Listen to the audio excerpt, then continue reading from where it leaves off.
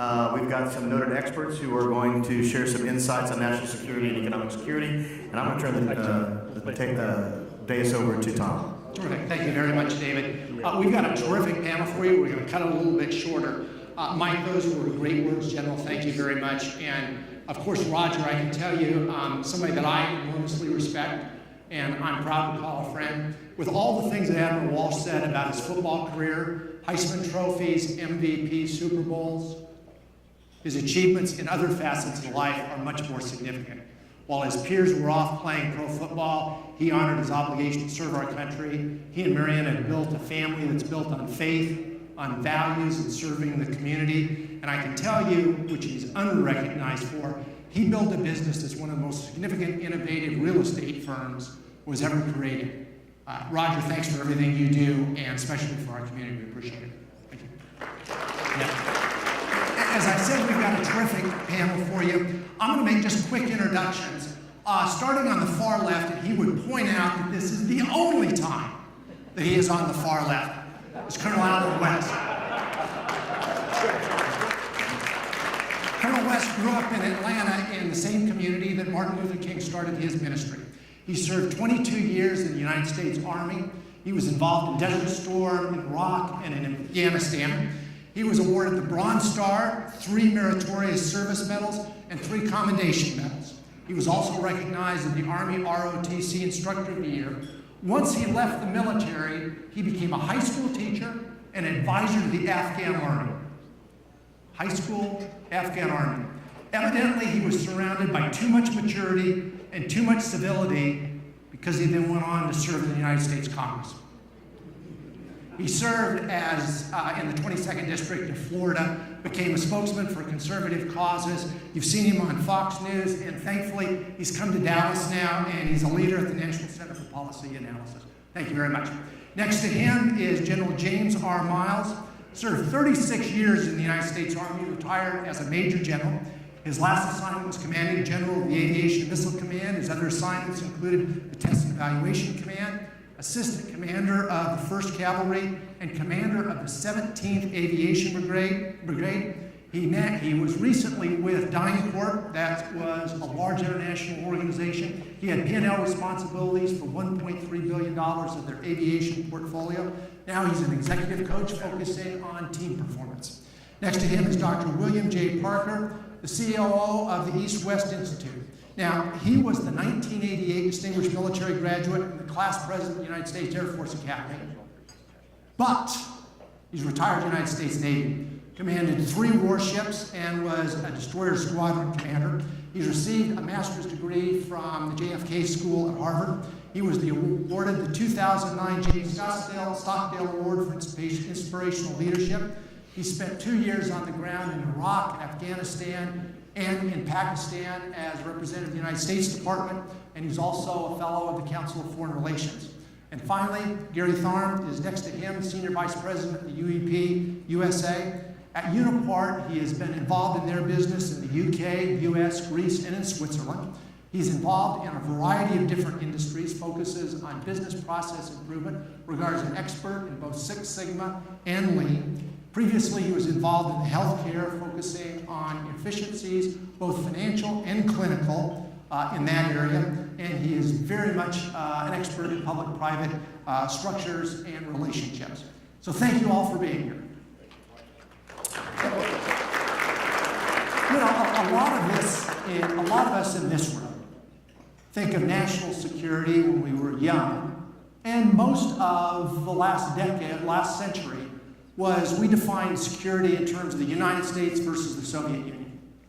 The Soviet Union's long gone, but most people today feel that we're less secure, and national security is even more of an issue than that. Colonel West, what happened? Good question. I think there are 3 things. First of all, the strategic framework of the battlefield has changed. The second thing is the emergence of information technology, and the last thing is the 24/7 media. So I'll start from the bottom, work my way back up. You know, when you think about the fact that something can happen in Paris, France, a terrorist attack, and you will immediately know about it, and you will continue to follow that for the next 24, 48, 72 hours. It's the same as Brussels. So when we think about the Soviet Union, it was this big entity but we weren't really connected to it. But now we can see that the battlefield, thanks to the media, it brings it right to us every single minute that something happens. You know, we just heard about earlier today at Lackland Air Force Base when there was an active shooting. I guarantee you the first thing that ever came to everyone's mind is this a terrorist attack? Because we have been so conditioned to think that way because of the media. The second thing is information technology and this expansion. I'll give you a case in point. 25 years ago, I'm sitting in the desert. We finished up Operation Desert Shield, Desert Storm. We're consolidating. We're getting ready to transition. I was able to get 4 letters from my wife in the 6, almost 7 months that I was there in Operation Desert Shield, Desert Storm. I was able to finally get my lucky lottery number that came up, and I got a 90-second phone call. I had to travel almost an hour and a half to the AT&T phone tent to do that. But fast forward to 2005 to 2007, when I'm sitting at Kandahar Air Base, working with the Afghan military. Just about every single day, I could go into my little hooch, get on my personal computer, and I could Skype back and talk to my wife and my kids. And you're sitting there and you're talking to them, and you know, with the time difference, all of a sudden they said, "Dad, what's that noise?" I said, you know, we're under a rocket attack. I got to cut off. I got to go and get into the shelter right now. And so think about now, you have brought that battlefield into the home of your children, and what that means for them, just the same as the Fort Hood attack and what happened there. But the first thing is that the battlefield has changed. It's everywhere. As we sit here, it is not just in Vietnam. It is not just, you know, back then you had an enemy, the Viet Cong, a non-state, non-uniform belligerent, but they were regional. They never had any intent to, you know, export their ideology or their combat operations outside of Vietnam. But it's different today when you look at the exploitation of the non-state, non-uniform Islamic jihadists that extend from Boko Haram in West Africa all the way over to Abu Sayyaf in the Philippines and all the cats and dogs in between. So that strategic framework has changed, and that's why we are so attuned and we see this current conflagration in a totally different way. Terrific. Dr. Parker, the administration would say it's climate change. Many would look at the situation in the Middle East and say that it's radical Islamic forces. A former chairman of the Joint Chiefs of Staff said it was economic, that it was our debt. What do you see as the greatest security threat facing our nation? I think there's 2 things that immediately jump to my mind. Number one is a $19 trillion debt that is actually $40 trillion of unobligated funds when you look at Medicare and Social Security, et cetera. And Rob Kaplan has recently talked about that and discussed it. And the second, I think Secretary England talked about, which is a sincere need for leadership. Leadership, we are supposed to be the world leaders, and we need to step up, put on our big boy pants, and be the world leaders that we're supposed to be. General Miles, you've been involved, again, Dr. Parker talked about the economic issues. You've been involved militarily, and you have led a large private organization. Talk about the interrelationship between our military strength and the strength of our economy. Thanks, Mayor. Just a couple comments about that. There's so many things I didn't know until I got out and actually started strapped on this thing called a P&L. One of the things that I thought General Mosley said so well is the fact that there's a lot of people that are giving a lot, giving their all, not only as the Coast Guardsmen, but just in the company that I was running. DynCorp has lost 75 contractors in the fight in Afghanistan, Colombia, and Iraq. And that's some things that you just don't know about, but it's really an amazing thing when you talk about the partnership between business and what they're doing and what the military is doing. So why was DynCorp there? Were all the rest of the contractors there? Because we're not funded to the level to be able to operate to put only military soldiers, sailors, airmen, Marines, and Coast Guardsmen downrange. It's the total team. It's our country. And so we always got to remember that it does take the contractors to do that as well. What you see is, you know, the economy and the military are 2 elements of national power. I would submit to you that and the political elements of power are the 3 that make such a big difference in our world. Economy and the military is inextricably linked. What we don't see, unless we as businessmen, when we're over there, we see it. Matt Bird sees it from the Perot Group. A lot of them do. We provide stability in the world because of what we produce and how we're able to project it our way of life and what we do. They want our goods and services. They want them because they know that they can rely on us. They know that we, whatever we do for them, will be there and we'll service it and we'll do the right thing. We can't ever lose that, because if we lose that, who else has to step in? The military has to. If you don't have a good economy, you don't have the resources that are needed in order to, as General Mosley said it so well, you know, to organize and equip and train the forces so they can go out and do the wonderful things they're doing. Small data point, you know, we're right now, if the budget continues to go through, the U.S. Army will be at the smallest size it will ever have been since pre-World War II. When you're in a knife fighting phone booth, everywhere around the world, you need presence. You need boots on the ground. You need air cover that the Air Force has done so well. You need projection with the Navy. But at the end of the day, what you have to have is you have to have the resources necessary so you can project your power, protect the economy, and actually allow this country to do what it does so well. We are the shining light on the hill. All of our allies say that. Our enemies know that as well. But we have to be resourced in a way to actually make that happen. Gary, the general has said that they're linked, and we can only have a strong military if we've got a strong economy. You've literally worked all over the world. Comment a little bit on how you see American competitiveness today, both in an absolute sense, but also from an historical perspective too. Productivity, innovation, the things that lead us forward, that we can lead the world militarily. Okay, thank you very much. I think when you look at it from around the world, then America's very highly regarded from its productivity and perspective. Clearly, you get differences of opinion around some of the politics and so on. But you've got some great companies like GE. You've got your Pratt & Whitney's, Lockheed, and the most recent of all is Tesla. What an amazing story! And they produced something just recently, and within days they've got an order for 276,000 of cars that's clean energy. That, you know, is just staggeringly amazing. I think how they've done that. But there are some other things that sort of slow the economy down as well, though. And you know, when you start looking at some of the industrial relations that are out there that restrict some of the way that you can improve the economy, that's one of the areas that I think to look at. Thank you. General Miles also, his second path he was going on was the strength of our military. Dr. Parker, and again, we'll open it up to all of them, but talk a little bit about how strong you see our military today. General Miles mentioned moving towards the smallest that we've seen in a long time. Talk about the strength of our military today, both relative to the challenges we face, but also in terms of our historical strength. So I think there are three things to look at here. First, you have to look at the people. General Mosley hit on it. I don't think the people have ever been better. I mean, absolutely phenomenal force that we have right now. When I looked at the young officers that work for me, they were significantly better than I was when I was at their point. The young enlisted, the same thing. Phenomenal force. When you look at the amount of equipment we have, you know, virtual presence is actual absence. And at the end of the day, you have to have a certain amount of forces there. For example, the chiefs of services went forward to Congress and said they needed 450 ships minimum in order to meet the combatant commander's requirements. We're at 289 right now. So numbers matter, and being forward and being presence matters. And then the third part is research, development, and test and evaluation. We have to be able to prepare ourselves for whatever that next threat is going to be, and R&D and T&E play a huge part in that. The General knows that very well.